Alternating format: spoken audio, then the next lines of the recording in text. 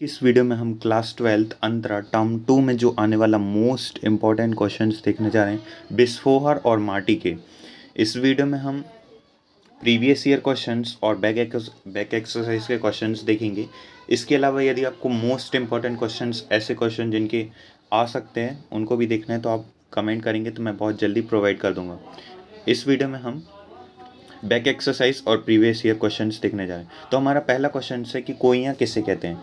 तो कोइयाँ जल में उत्पन्न होने वाला एक पुष्प है। इसे कुमुद और कोकाबेली भी कहा जाता है। कुमुद और कोकाबेली, ये याद रखना है। इसकी कुछ विशेषताएं आपको लिखनी होंगी। कोइयाँ पानी में भरे गड्ढों में सरलता से उग जाता है। ये भारत के अधिकतर स्थानों में पाया जाता है। इसकी खुशबू मन को प्रिय लगने वाली होती है। एकदम कॉमन है इसकी विशेषताएं, कोई बहुत बड़ी बात नहीं। ये पानी से भरे गड्ढों में सरलता से उग जाता है, अधिकतर स्थानों में पाया जाता है, मन को प्रिय होता है। शरद ऋतु की चांदनी के तालाब में, चांदनी में जो छाया बनती है वह कोइयों की पत्तियों के समान लगती है। दोनों एक समान लगते हैं। तो ये आपको पॉइंट लिखना बहुत ज़रूरी है कि जो शरद ऋतु की चांदनी के तालाबों में चांदनी की जो छाया बनती है वह कोइयों की पत्तियों के समान लगती है और दोनों एक समान ही लगते हैं। नेक्स्ट क्वेश्चन है, बच्चे का माँ का दूध पीना सिर्फ दूध पीना नहीं, माँ से बच्चे के सारे संबंधों का जीवन चरित होता है। टिप्पणी कीजिए। बच्चे का अपनी माँ से बहुत गहरा संबंध होता है। ये संबंध माँ की कोख में आने के साथ ही जुड़ जाता है। जब वह जन्म लेता है तो वह दूध पर ही 6 महीने पर निर्भर रहता है। इस दूध को वह आगे 3 वर्षों तक और ग्रहण करता है। माँ अपने बच्चों को दूध पिलाते समय अपने आंचल की छांव में रखती है। जो माँ है वो अपने आंचल की छांव में रखती है। अपने बच्चे के मध्य संबंध सजीव को उठाता है। इस तरह दोनों एक दूसरे के साथ जीवन के कई वर्ष बिताते हैं। बच्चा अपने माँ के ही साथ रोता, हंसता, खेलता, खाता, पीता बड़ा होता है। माँ इन क्रियाओं से सुखी होती है। वह बच्चों पर अपनी ममता लौटाती है। वह बच्चों को अपनी ममता की छवि के तले रखती है। नेक्स्ट बात है, बच्चा माँ के आंचल में दूध पीता हुआ अपनी माँ को स्पर्श करता है तथा गर्माहट का महसूस करता है। वह बच्चे के लिए उसका पोषण करती है और मित्र उसकी स्त्री होती है। माँ का दूध पीकर बच्चे के मानव जीवन का सार्थकता को पूर्ण करता है। विश्वनाथ पर अत्याचार हो गया, ये क्वेश्चन एकदम कॉमन है। तो विश्वनाथ अभी छोटे थे, माँ के दूध का सेवन ही कर रहे थे कि उनका छोटा भाई का जन्म हो गया। छोटे भाई के जन्म के कारण माँ के दूध पीना बंद कर दिया था। अब उनकी माँ दूध छोटा भाई पीता था। जो उनकी माँ का दूध था वो छोटा भाई पी लेता था। विश्वनाथ इसे स्वयं पर अत्याचार कहते थे। माँ का दूध कट जाने से उन्हें अत्याचार के समान ही लग गया। वो कैसे हो गए? दूध कटा हो गए। छोटा भाई माँ का दूध पीता और विश्वनाथ को गाय का बेस्वाद दूध पीना पड़ता था। नेक्स्ट, गर्मी में लू से बचने के लिए उपाय। ये आ सकता है इसलिए इसे जरूर कर लें। गर्मी में लू से बचने के लिए उपाय, धोती तथा कमीज में गांठ लगाकर प्याज बांध ली। जो धोती है, कमीज, उसमें प्याज बांधकर आप गांठ लगा सकते हैं। ये कॉमन बातें हैं। यदि आप नॉर्थ इंडिया में रहते हैं तो ये आम बात होगी आपके लिए। लू लगना या लू के बारे में सुनना या उससे बचा सुनना, आपने ये प्याज वाला तो जरूर सुना ही होगा। लू से बचने के लिए बच्चे आम का पन्ना पिया जाता है। बचने के लिए क्या करते हैं? आम का पन्ना पीते हैं। कच्चे भुना जाता है। गुड़ तथा चीनी के साथ उसी शरीर में लगाया जाता है। तो बदक से करते हैं। ये प्रैक्टिस पेपर में भी आया था क्वेश्चन, तो इसे जरूर देख लें। बदक अंडे देने के बाद अपनी माँ बात पानी में नहीं जाती। जब वो अंडे दे देती है तो वो जो बतख होती है वो पानी में नहीं जाती। जब तक उसके अंडों से बच्चे नहीं निकल जाते तब तक उन्हें सेती है। वे अंडे अपने पंखों के मध्य रखती है। इस तरह वह बच्चों के सबसे बचाकर रखती है और अंडे तथा बच्चों की सुरक्षा के लिए बहुत सतर्कता के साथ साथ कोमलता से काम लेती है। एक तरफ जहाँ वह नुक्स सतर्क होती, वहीं दूसरी तरफ वह प्रयास करती उसके अंडे तथा उससे निकलने वाले बच्चों पर कोई नुकसान ना हो। ऐसा ही विश्वनाथ की माँ करती है। वह अपने बच्चे की बहुत अच्छे से देखभाल करती है। वह उसे दूध पिलाती, अपने साथ सुलाती, उसका हर कार्य करती है।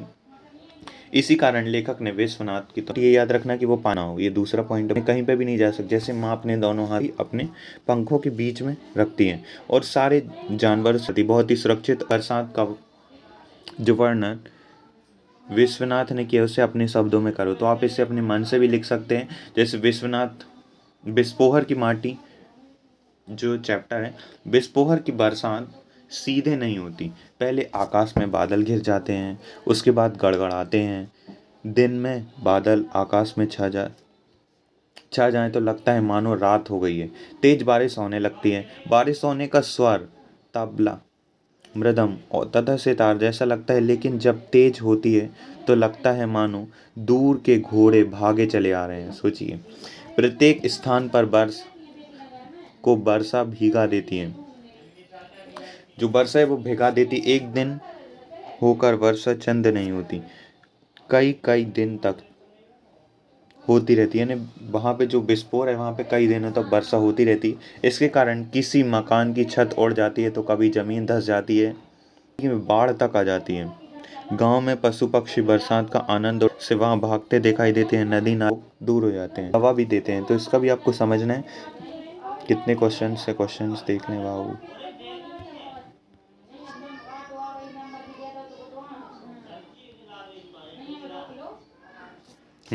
तो चलिए हम कंटिन्यू करते हैं। फूल केवल गंध ही नहीं देते, दवा भी देते हैं। तो लोगों का मानना है कि फूल केवल रंग तथा गंध के कारण पहचाने जाते हैं। लेखक इस बात को नकारता है, वह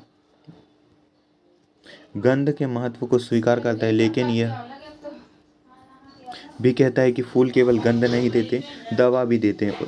वह भारभंडा नामक फूल का वर्णन करता है। इस फूल से निकलने वाला दूध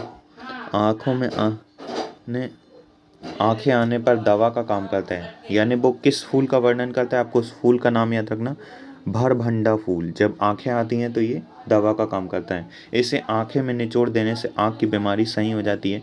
नीम के फूल चेचक के मरीज को ठीक कर सकते हैं। बेर फूलों की सुगंध मात्र से बर्रे ततैया की डंक अपने आप झड़ जाते। तो आपको ये 3 पॉइंट याद रखना जो मोस्ट इंपॉर्टेंट है। पहला है जो भरभंडा नामक फूल है, भरभंडा ही बोलते इसे, भरभंडा नामक फूल है, वो आंखें आने पर हमारी आंखें में डाल दो तो वो क्या होता है, आराम लग जाता है उससे। दूसरा है कि जो नीम का पेड़ होता है, नीम के चेचक के मरीजों का इलाज कर देता है। चेचक तो आप जानते होंगे, एक बीमारी थी बहुत पहले, बहुत वैश्विक महामारी जैसी थी।